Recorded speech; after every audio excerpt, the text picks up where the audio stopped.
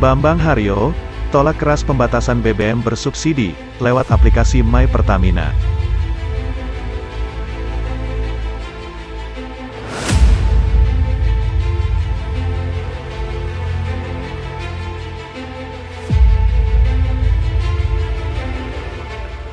Jakarta, kebijakan penerapan pembelian BBM bersubsidi melalui aplikasi My Pertamina, yang tujuannya untuk membatasi kebutuhan masyarakat, dinilai tidak efektif dan menimbulkan ekonomi berbiaya tinggi oleh anggota Dewan Pakar DPP Partai Gerindra Bambang Haryo Soekartono.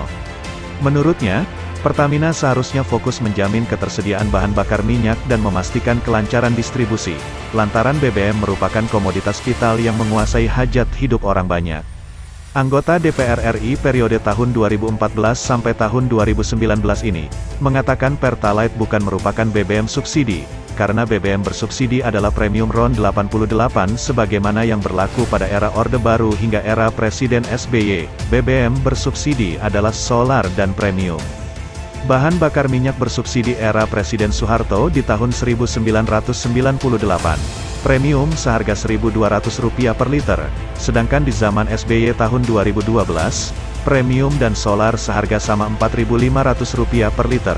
Padahal harga minyak mentah dunia waktu itu sebesar $145 Amerika Serikat per barel, di mana saat ini harga minyak mentah dunia sekitar $100 Amerika Serikat per barel, sedangkan penggunaan premium tidak dibatasi di zaman Orde Baru dan SBY. Sedangkan saat ini BBM bersubsidi harus menggunakan Pertalite yang harganya jauh lebih tinggi daripada premium, maka harusnya Pertalite saat ini tidak boleh dibatasi penggunaannya karena berfungsi sebagai pengganti BBM subsidi premium, kata Bambang Haryo. Pemilik sapaan akrab BHS ini mengemukakan, masyarakat berhak untuk mendapatkan BBM bersubsidi, baik premium, RON 88, maupun solar, karena transportasi publik di Indonesia belum terkoneksi dengan baik dari poin ke poin, serta tidak terjadwal dan tarifnya mahal. Sehingga, lanjut BHS, semua masyarakat masih harus menggunakan kendaraan pribadi, baik mobil maupun motor agar bisa mempercepat perjalanan, serta menempatkan waktu sesuai dengan kebutuhannya dan menekan biaya transportasi. Bila masyarakat menggunakan transportasi publik di Indonesia menjadi sangat mahal, bisa jauh lebih mahal daripada menggunakan transportasi pribadi, sehingga dapat dikategorikan masyarakat yang menggunakan transportasi pribadi, bukan hanya masyarakat kaya, tetapi juga termasuk masyarakat berpenghasilan rendah yang tujuannya untuk penghematan bila dibandingkan dengan menggunakan transportasi publik, tukas alumnus ITS Surabaya.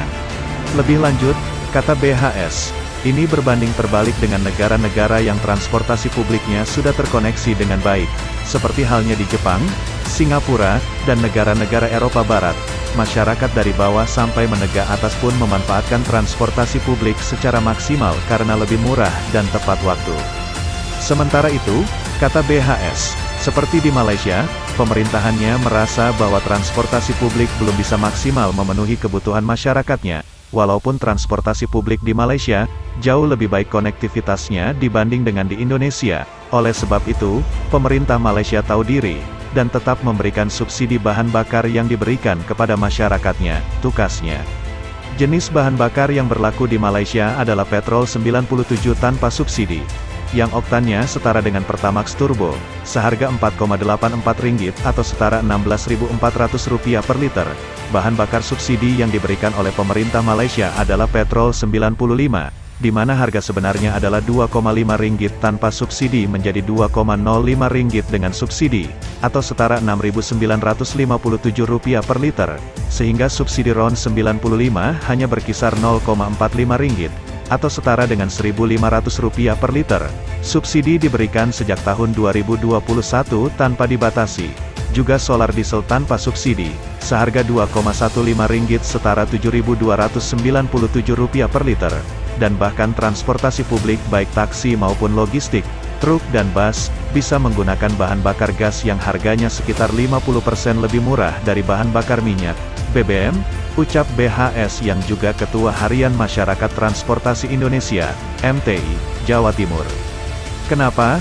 Harga BBM di Malaysia bisa jauh lebih murah ketimbang Indonesia, yang juga sama-sama penghasil minyak mentah dan membeli BBM dari sebagian besar negara yang sama dengan Indonesia, misalnya Saudi Arabia, Singapura, Uni Emirat Arab, dan Nigeria, tanya BHS. Maka, Mengacu pemerintahan Malaysia dan pemerintahan kabinet sebelumnya, seharusnya di Indonesia bahan bakar subsidi tidak boleh dibatasi, apalagi Pertalite bukan termasuk BBM subsidi. Demikian juga, sambung BHS, penggunaan My Pertamina dapat membahayakan keselamatan pengendara saat penggunaan seluler phone di lokasi pom bensin, belum lagi, jika aplikasi atau jaringan sedang terganggu akan menimbulkan antrian panjang dan macet, serta sulitnya mengakses aplikasi di daerah pedalaman yang jaringannya terbatas. Ada penambahan biaya yang merugikan masyarakat, karena masyarakat harus mengeluarkan biaya top-up, terbatasnya tenaga kerja di pom bensin untuk melakukan pemantauan aplikasi sekaligus pelayanan pengisian BBM. Maka, aplikasi My Pertamina harus dibatalkan.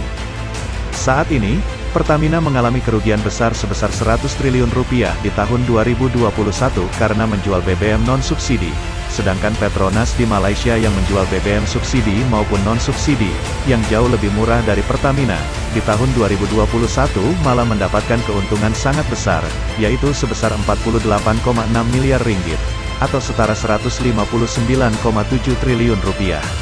Untuk itu, saya juga berharap, Kementerian BUMN segera melakukan evaluasi sumber daya manusia dan teknologi Pertamina dengan tepat, tutup BHS.